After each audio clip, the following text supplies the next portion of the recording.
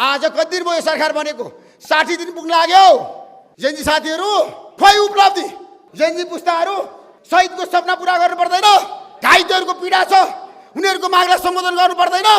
म सुशीला कार्कीलाई भन्न चाहन्छु, तपाईको कार्यकालमा 10 जना मान्छेलाई जेलमा थुन्नुस् र भ्रष्टाचारीहरूलाई ल थुन्नुस्, तपाईलाई साथ दिन हामी तयार छौँ। पहिलो एजेन्डा भनेको देशको निकास सङ्कटको समाधान भनेको के भन्दाखेरि भ्रष्टाचारीलाई कारबाही।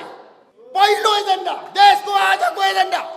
हाम्रो देशमा अकुश सम्पत्ति थोपार्ने नेताहरू को छन्? छानबिन गर्ने, उच्च स्तरीय न्यायिक समिति जाँच समिति गठन गर्ने र कसको सम्पत्ति कति छ, यदि अकुश सम्पत्ति कमाएका छन् भने त्यसलाई राष्ट्रियकरण गर्ने। मलाई त पीडा लाग्छ, मेरो त मन कहिलेकाहीँ त भावियोर हुन्छु। म यत्रा युवाहरू शहीद भए, ती शहीदको परिवारलाई म प्रत्येक दिन भेट्छु, रोइरहनु भएको छ, कसैले बोल्दैन। जेनजी आन्दोलन दमन गर्नेहरूलाई अब कारबाही गर्ने। जेनजी आन्दोलनको भावनालाई हामीले आज सम्बोधन गर्नु पर्दैन।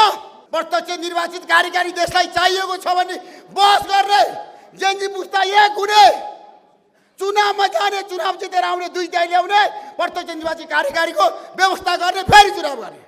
नेपालका जेनजीहरू कति शक्तिशाली छन् भन्ने कुरा 27 गतेमा सरकार ढलेको छ। संसद आज पुनर्स्थापना गर्ने 1 दिनको लागि, 2 दिनको लागि, 3 दिनको लागि, तर पुरानै अनुहार नेता हेर्न जनता तयार छैनन्। के गर्ने?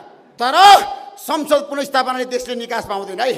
सबै जेनजी एक हुनुहोस् त ल, छाती एकदम फराकिलो बनाएर, हृदय फराकिलो बनाएर आउनुहोस्। अब तपाईँले गरेको आन्दोलनको उपलब्धिलाई रक्षा गर्ने हो भने पहिला जेनजी एक हुनुहोस्, जनतामा जाने हो। जनताले मन पराएको मान्छेले चुनाव जितेर आउँछ र जनतामा गएर जनताको मन जितेर चुनाव जितेर आएर देशको नेतृत्व गर्ने हो।